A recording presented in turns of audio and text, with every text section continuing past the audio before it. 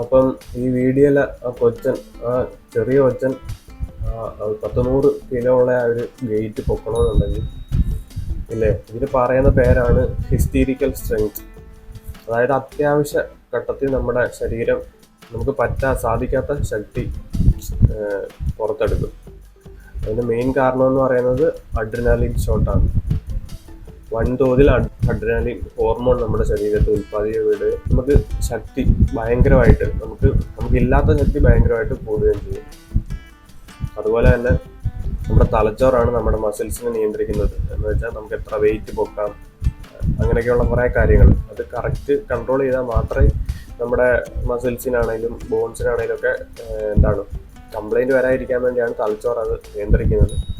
But ഇങ്ങനെയുള്ള ഘട്ടങ്ങളിൽ ആ തലച്ചോറിൻ്റെ നിയന്ത്രണം നഷ്ടപ്പെടുകയും പെട്ടെന്ന് നമുക്ക് ഭയങ്കര ശക്തി വരികയും ഇതുപോലുള്ള കാര്യങ്ങളൊക്കെ ചെയ്യാനും പറ്റും.